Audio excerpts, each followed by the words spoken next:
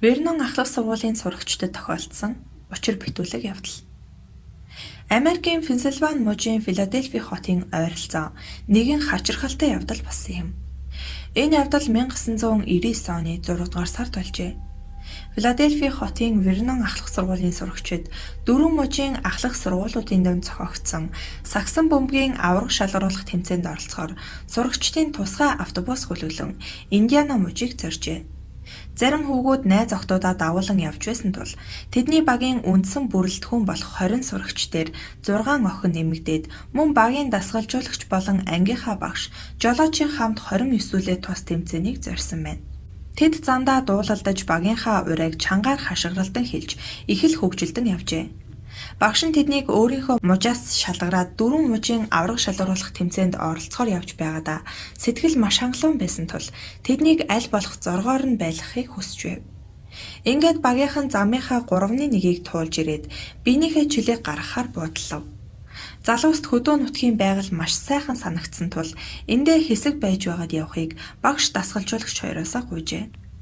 Тэр хоёр ч өөрийнхөө мужид өндөр гавьяа байгуулад илүү их амжилтанд тэмүүлж яваа сурагчдынхаа хүслийг биелүүлж тэдний гуйлтыг зөвшөөрчээ. Буудалсан газар нь нилээд мод ихтэй бас гадаа цаг агаар агам халуун байсан тул ихэнх нь модны сүүдэрт амархаар хэвтцгээж зарим нь бөмбөөр тоглож байж гэн. Гэтэл бие засгаар мод руу орсон 2 хосын эмэгтэй нь модон дотроос чангаар орилон гарч иржээ. Тэд бүгд л юу басан хэмээн сандарцгаасан боловч түүний найз залуу Кевин юу ч болоогүй юм шиг араас нь гараад иржээ. Бусд нь тэднийг хоорондоо маргалдаж эсвэл Кевин найз охиноо хэрэгээр айлгсан юм байх гэж бодоод өнгөрөв. Харин Кевиний найз охин Руди зэвхий цайсан царайтай сууж байснаа гинэт чичирч эхэлжээ. Бүгд л айж сандран Кевинээс юу болсныг асуунгаа тайвшруулах эм өгч халуун юм уулгажээ. Харин Кевин юу болоод байгааг өөрөө ч ойлгохгүй байгаагаа хэлээд Рудигийн бие эвгүрхсэнд санаан зовон юу хийхээч мэдэхгүй зогсож байлаа.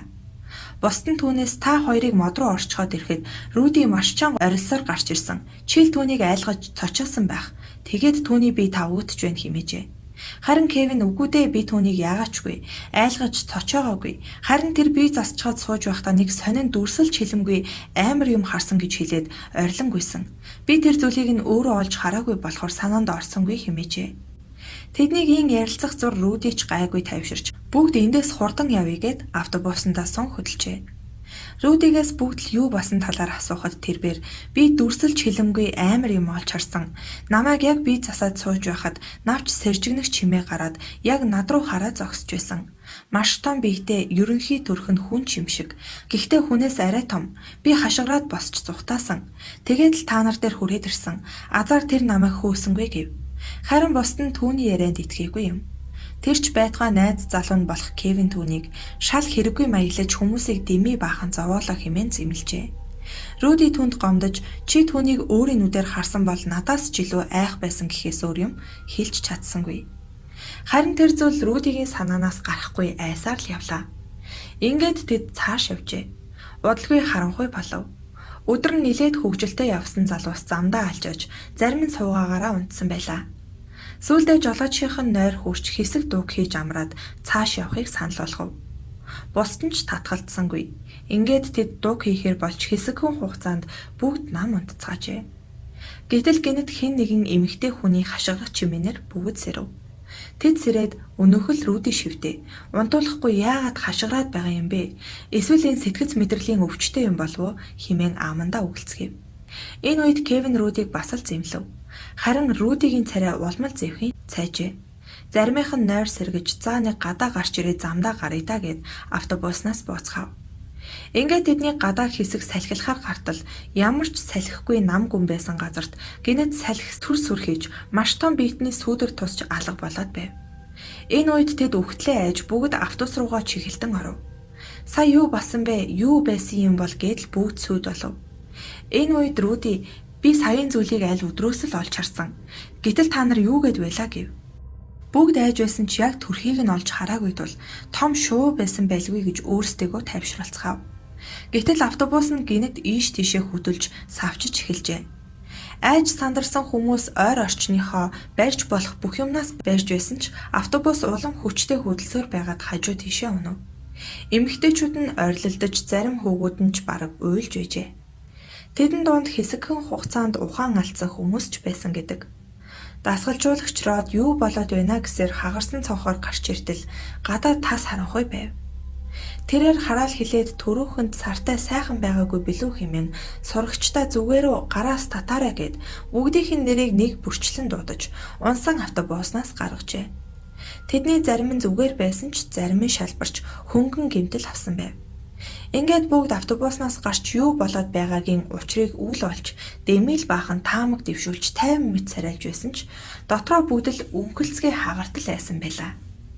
Тэгж байтал ашгүй сар гарч ядаж бие биенийхээ царайг харахтайгаа болжээ. Гэтэл сарны гэрэлд нэгэн үл мэдэгдэх юмны сүүдэр тусчээ. Яахаа мэдэхгүй зогсож байсан тэд бүр жилүү айж огт нь нааш цааш гүйлдэн хүн байна уу гэж хашгиралджээ. Дасгалжуулагч багш хоёр нь тэднийг чимээгүй байхыг сануулад байрнаасаа хөдөлж болохгүй гэж хэлв. Бас л өнөөх салхимт зүйл эсгэрэн дуурч байснаа маш том нисдэг амьтан тэдний дээгүүр эргэлдэж гинэт доош нь шуугнан бууж ирээд багийн чадварлаг холбон тоглогч Жекийг аваад дээш хөрчээ. Бүгд араас нь хашгиралдаж хараал тавьсан ч ямар ч нэмэр болохгүй гэдгийг хинэн ч мэдсэнгүй. Тэдний зарим нь уйлж хараал хэлж бурхныг зөвхөж байсан ч цаашид яахыг мөн л хинч мэдэхгүй байсан юм. Харин тэднийг ийш тийш таралгүй бөөн байхыг багш дасгалжуулагч хоёр нь зөвлөж байв. Ингээд багийнхаа нэг гишүүнийг алдсан тэд гашуудаж айж балмагдах зэрэгцэн хурдан л үүр цайгаасаа гэдэг бодлол тэдний бүгднгийнхэн дотор эргэлдэж байсан юм. Гэтэл тун удалгүй өнөөх нисдэг амьтан гарч ирээд тэдний хоёрыг нь аваад явчихв. Тэр ирээд буцахдаа Родын богино өмдний тасархайг үлдээсэн байжээ. Хотоос зайдуу байсан тул өглөө болохыг хүлээхээс өөр ямар ч арга байсангүй. Тэднийг чирээдэл хүлээлгсэн өглөөч болж алдсан 3 хүнийхээ хойноос маш ихээр харамсч байсан ч өөр хүнийг тэнгэр рүү нисгээгүйдээ баярлаж байв. Тэд багийн гишүүдээ үл мэдэгдэх хачирхалтай байдлаар алдсан учраас эргээд Филадельфи хотоо зорьсон юм.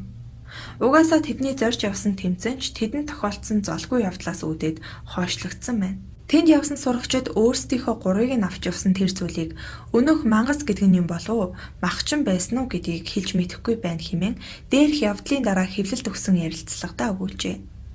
Энэ явдлын учир одоо ч тайлагдаагүй байгаа бөгөөд хачирхалтай байдлаар ар гэр аав ээж ангийнхныгаа орхиод явсан 3 сурагчид зориулсан дурсгалын самбар одоо Филадельфи хотын Вернон ахлах сургуулийн гадаа байдаг ажээ.